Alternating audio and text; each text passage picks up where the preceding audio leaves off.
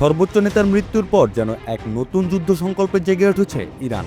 যুদ্ধক্ষেত্রে ঘোষণা, পিছু হটার সুযোগ নেই, সামনে শুধু প্রতিশোধের পথ। সেই প্রতিশোধের আগুন থেকেই শুরু হয়েছে ধারাবাহিক হামলা। যুক্তরাষ্ট্র ও ইসরায়েলের বিরুদ্ধে চালানো অভিযানের অংশ হিসেবে আকাশে উঠছে একের পর এক ক্ষেপণাস্ত্র ও আক্রমণাত্মক ড্রোন।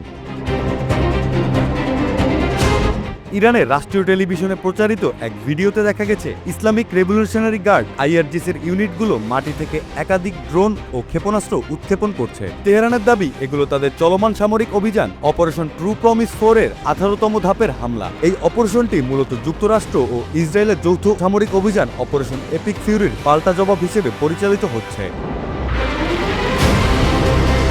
ভিডিওতে দেখা যায় দ্রুত গতিতে আকাশে উড়ে যাচ্ছে আক্রমণাত্মক ড্রোনগুলো। এগুলোর মধ্যে রয়েছে শাহেদ 136 এবং আরস সিরিজের ড্রোন। এসব ড্রোনকে সাধারণত কামিকাজে বা লয়টারিং মিশন বলা হয়, অর্থাৎ লক্ষ্যবস্তুর কাছে পৌঁছানোর পরেই এগুলো বিস্ফোরিত হয় এবং সরাসরি ধ্বংস ডেকে আনে। এই ড্রোনগুলোর মধ্যে বিশেষভাবে নজর কেড়েছে আরস সিরিজ। সামরিক বিশ্লেষকদের মতে এটি ইরানের দীর্ঘপাল্লার আক্রমণাত্মক ড্রোন প্রযুক্তির অন্যতম উদাহরণ।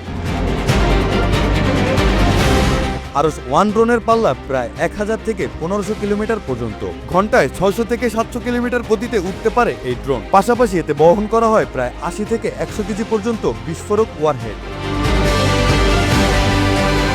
আরস 1 সাধারণত ট্রাক বা মোবাইল লঞ্চার থেকে উৎক্ষেপণ করা হয়। নির্দিষ্ট উচ্চতায় উঠে এটি পূর্ব নির্ধারিত GPS কোঅর্ডিনেট অনুসরণ করে লক্ষ্যবস্তুর দিকে এগিয়ে যায়। এরপর টার্গেটের কাছে পৌঁছেই সরাসরি আঘাত হানে। এই প্রযুক্তি ব্যবহার করে শত্রুপক্ষের গুরুত্বপূর্ণ সামরিক স্থাপনা, ঘাঁটি বা অবকাঠামো লক্ষ্যবস্তুতে পরিণত করা সম্ভব বলে দাবি করেছে তেহরান।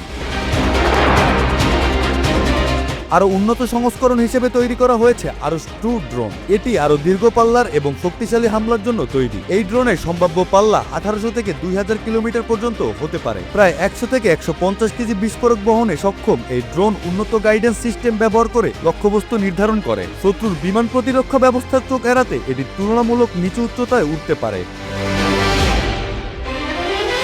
ইরানি সামরিক কৌশলের আরেকটি গুরুত্বপূর্ণ দিক হচ্ছে সোয়ার্ম অ্যাটাক বা ঝাঁক আক্রমণ কৌশল। এতে একসঙ্গে বহু ড্রোন আকাশে ছেড়ে দেওয়া হয়। শাহেদ ও আরস সিরিজের ড্রোনগুলো একসঙ্গে ব্যবহার করে শত্রুপক্ষের প্রতিরক্ষা ব্যবস্থা বিভ্রান্ত করা এবং একাধিক লক্ষ্যবস্তুতে একযোগে আঘাত হানাই এই কৌশলের মূল উদ্দেশ্য।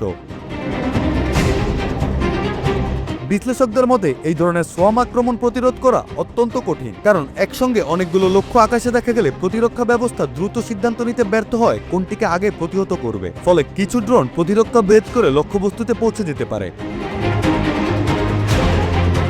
তবে পুরো ঘটনা প্রবাহ নিয়ে আন্তর্জাতিক পর্যায়ে এখনো স্বাধীনভাবে সব তথ্য যাচাই করা সম্ভব হয়নি। তবুও মধ্যপ্রাচ্যের চলমান উত্তেজনার প্রেক্ষাপটে এই ধরনের সামরিক শক্তি এবং ড্রোন প্রযুক্তির ব্যবহার নতুন করে উদ্বেগ তৈরি করেছে।